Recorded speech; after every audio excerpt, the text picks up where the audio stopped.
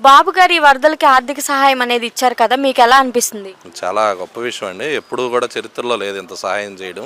First time ఇంటికి కింద ఉన్న ఇంటికి 25,000 పైన ఇంటికి 10,000 రూపాయలు చరిత్రలో లేదు. అందరూ చాలా హ్యాపీగా ఫీల్ అవుతున్నారు. నిన్నటి నుండి రాత్రి నుండి అకౌంట్లో క్రెడిట్ అవుతున్నాయి. అందరూ చాలా హ్యాపీగా ఫీల్ అవుతున్నారు. ఇంత త్వరగా ఏ ప్రభుత్వమైనా చర్యలు తీసుకుందా బాబు గారు లాగా? లేదండి, నాకు తెలిసి అయితే లేదు. అంతకుముందు మన ఈ మధ్య తూర్పుగోదావరిలో జరిగినట్లో కూడా అంతకుముందు గవర్నమెంట్ బియ్యం నూనె సరుకులు తప్ప ఎవరికి కూడా నగదు ఇచ్చిన దాఖలు అయితే మాకు తెలియదు, జరగలేదు కూడా. వరదల టైంలో ఆయన తిరిగిన తీరు మీకు ఎలా అనిపిస్తుంది? 75 సంవత్సరాల యువకుడు ఆయన. అందరికీ స్ఫూర్తిగా నిలిచి అందరినీ అధికార యంత్రాంగాన్ని పరుగులు పెట్టించి ఇవాళ సింగనగర్ ఇంత త్వరగా కోలుకుందంటే ఆయన పడిన కష్టమేనండి. ఒక్క మాటలో బాబు గారి గురించి చెప్పాలండి, మీరేం చెప్తారు? డైనమిక్, ఇంకా ఆయన అంతే. ఇంకా ఆయన గురించి ఎంత చెప్పినా కూడా తక్కువే. మరి ఆయన ఇన్ని చేస్తున్నారు, ప్రతిపక్ష నాయకులు ఏమీ చేయట్లేదని విమర్శిస్తున్నారు, దానికి మీరేమంటారు? ఇంట్లో పడుకున్నాడికి ఏం తెలిసిద్దండి? బయటకు వస్తే ఏం జరుగుతుంది ఏంటని తెలిసిద్ది. ఇంట్లో పడుకొని ఆ ప్యాలెస్కి ఈ ప్యాలెస్కి తిరుగుతా పార్టీని కూడా నడిపించుకోలేని వాళ్ళంతా మాట్లాడుతుంటారు.